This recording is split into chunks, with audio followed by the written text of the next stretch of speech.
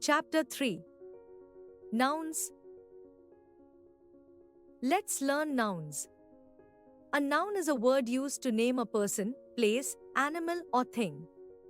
Nouns can either be countable or uncountable. Countable nouns can be counted. They have singular and plural forms. In the plural form, they can be preceded by a number or article, the.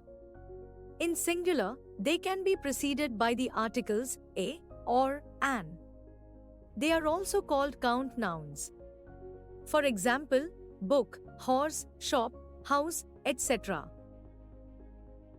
Uncountable nouns cannot be counted. They refer to substances, liquids, and abstract ideas. They are also called mass nouns. For example, wood, milk, air, happiness, etc. Let's learn kinds of nouns. In earlier classes, you have learnt about different kinds of nouns. Proper noun, material noun, common noun, abstract noun, collective noun. Let us quickly revise them. A proper noun is a specific name given to a person or a thing. It always starts with a capital letter.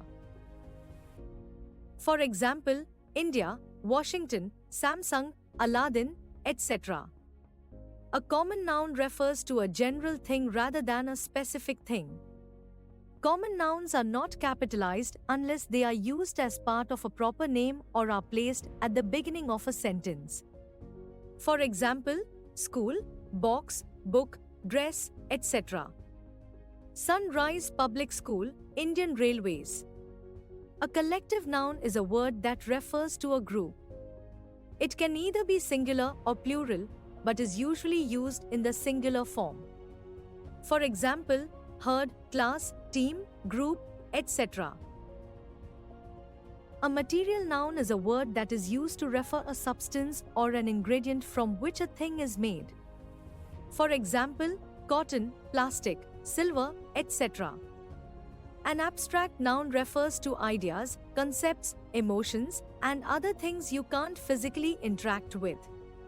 You can't see, taste, touch, smell, or hear something identified as abstract noun. However, you can be aware of it. For example, richness, childhood, wickedness, bravery, etc. We can form abstract nouns from a. Adjectives, example, brave, bravery, short, shortage, loyal, loyalty. b. Verbs. Example, carry, carriage, grow, growth, agree, agreement, and c. Common nouns, example, child, childhood, slave, slavery. Remember, common, proper, collective, and material nouns are all parts of concrete nouns. Abstract nouns refer to ideas, qualities, states, etc. We can just feel or understand the abstract nouns.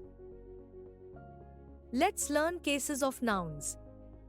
The case refers to how nouns are used in relation to other words in a sentence. The three cases are subjective, objective, and possessive. Subjective case. The subjective case, often known as nominative case, is used as the subject or the doer of the verb in a sentence. For example, Vikram is reading a book. Shweta enjoyed her English lessons. The subjective case of a noun can also be a predicate, in which it follows a be verb and renames the subject of the sentence. For example, he is a student. She should be a leader. Remember, to identify a noun in the subjective case, ask who or what before the verb. Objective case. The objective case of a noun is used as a direct object.